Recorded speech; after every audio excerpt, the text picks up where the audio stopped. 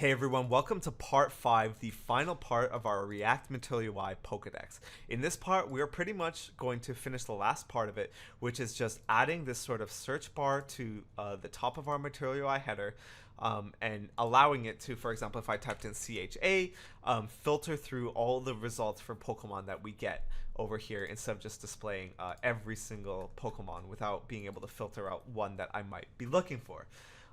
If you're not familiar with what we've done so far, pretty much we've set up the routing for this complete application. We created the grid layout, then we added mock data to the layout and displayed everything nicely.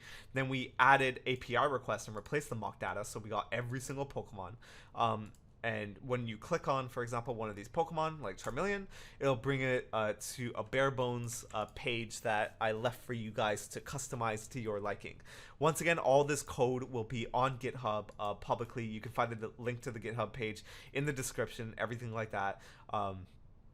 So yeah, feel free to pull it down, or if you guys have been following along, feel free to add on to it, add whatever you would like onto it. But yeah, let's jump straight into actually setting up the search bar. Whoops.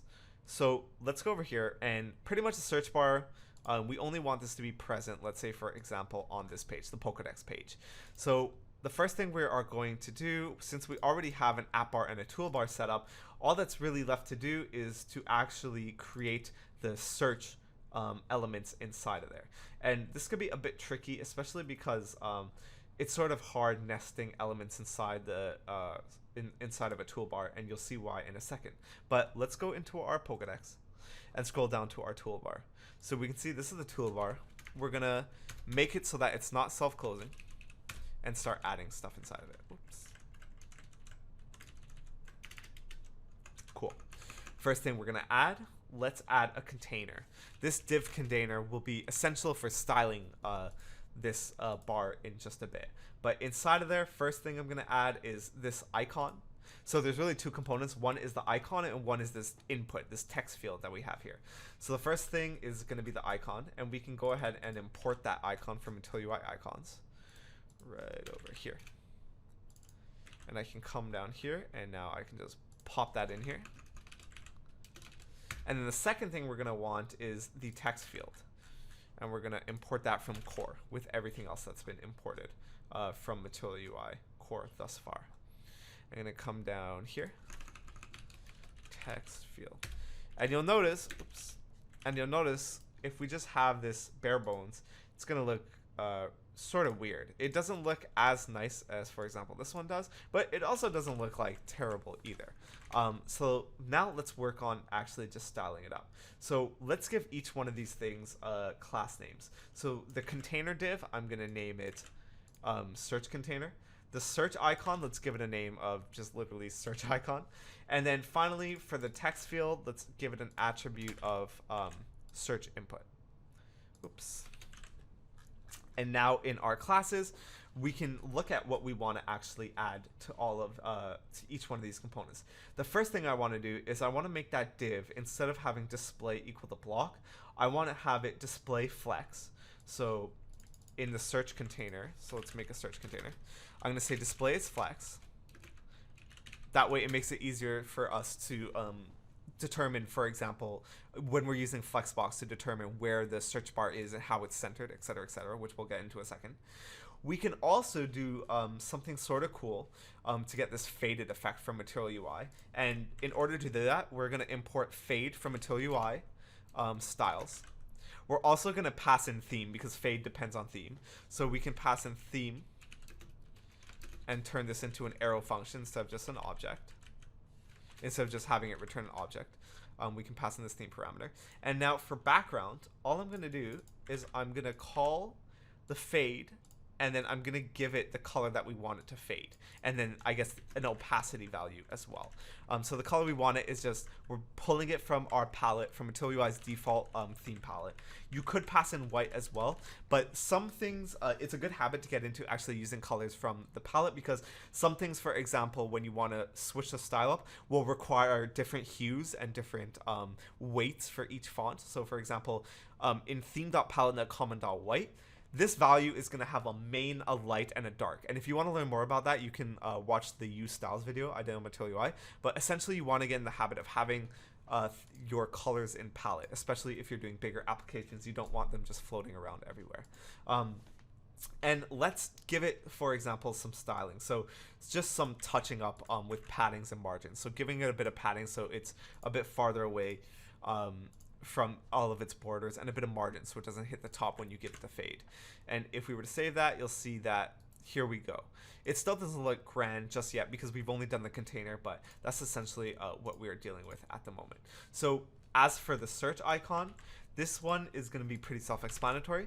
Essentially, we want it to be sort of at the bottom, so it's more in line with our text field. So we're going to give it an align self of flex end, because this is a vertical component, flex, or a vertical property. Flex end is going to be at the bottom here, and we're going to give it a bit of margin so it doesn't just seep right to the bottom, and it's sort of not too far back. And it doesn't really look that great right now, but once we add in the styles for the search input, it'll look a bit better. And then finally, for search input, we're just going to add some width and give it a bit of margin all around. So as you can see here, it really sort of fleshes everything out, and now it looks a bit standard. Now you might be wondering how come it says Pokemon here, and like it has this cool effect where like it shows Pokemon as like the placeholder, and when I click it, it goes to the top. Well, that's because we haven't set the value for this yet. If we were to scroll down and go into our text field over here, we can go ahead and add number one, a label, and number two, a variant. So the label is what's actually going to have this effect. So our label in this case would just be Pokemon. So let's go over here, add our label and our variant. And you'll see here that now what we have is when I click it, it does Pokemon. Now, as you might be able to tell, this is just, whoops, sorry, wrong one. Over here. As you might be able to tell, this search bar doesn't really do anything, and this is just a standard input. Now, autocomplete is something that a lot of people want to do when it comes to Material UI and inputs and stuff like that. And I'll tell you off the bat, Material UI does have an autocomplete that is built into their functionality, built into their library, but this is by far not a very good autocomplete. For example, if you have tons of data, it will show everything you can, and all the data also has to be preloaded. However, there is one autocomplete service and that I really recommend that I've used before in the past. I think it's called Algolia. Yeah, that's it. Algolia. So it makes autocomplete searches really, really, really easy. What it'll do is every time you essentially type into your text field, you make an API request to Algolia, which will look at your database and find the closest matches to it. And it uses machine learning and NLP to find the best matches. You can set up custom indexes and set custom parameters so that you only get search results that are relevant, etc., etc. If you're building something really big out, I highly recommend looking into Algolia for your autocomplete. But for more simpler things where the data is going to be static and you already know what it is, we are going to add that here. So essentially, this autocomplete is a bit special in the sense that the functionality we want is when we type, we want it to filter out the proper cards that we should have. But if you want it to sort of be like this one where you can type it, you can find how to do that on pretty much Material UI's autocomplete. However, it is a bit convoluted, and I had a bit of difficulty trying to use it. I got stuff working with it, but it can also add a couple weird touches to your application as a whole as well, and it can be hard to control the look of it if that's something that is important for you. Anyways, let's work on just filtering it so that when I type something in, it filters what cards are being shown here. Well, in order to do that, it's pretty simple. All we have to do is create a state variable for our filter. So we can call this filter and set filter. And filter in this case is just whatever is being typed into there. And we can start this at just default strings value. Now, the next thing we're going to want to do is we're going to want to have an onChange for this search bar.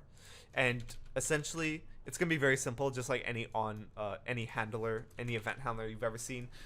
Pretty much every time someone types into this, we want to set our filter equal to whatever value is in the search box. And you get the value from the search box by using this event object that you pass in from an event handler, and then you do e.target.value. So we can come into where is our text field, and we can say onChange equals, and then just say handle, what was that function called? Handle search change right here. we can pass that in. So now every time we type in here is going to change that filter search variable.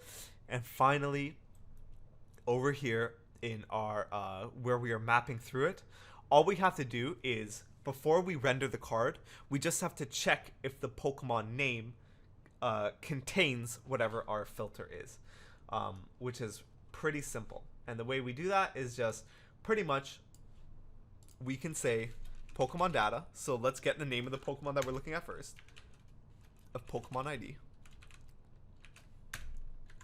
dot name, and then we can use JavaScript's built-in dot includes filter, and this will return true or false for every single one of these Pokemon, whether or not it contains the thing in the filter. So we can do that, and then a classic JavaScript shorthand, which is just and, which means this will only run if this condition is true.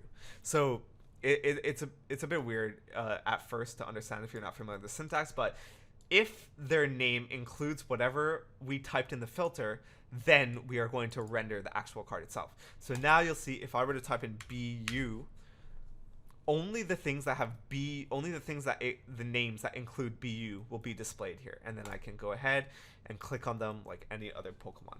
And that pretty much concludes this series. I really hope you guys have been following along, and I really hope you pull the code down if you haven't been, and sort of try messing with the code yourself. I would recommend try using Material UI components to spruce up the way that this page looks. All the data is already there, and you already know how it's formatted, so it's a really good opportunity to practice with Material UI and sort of get a feel for the code.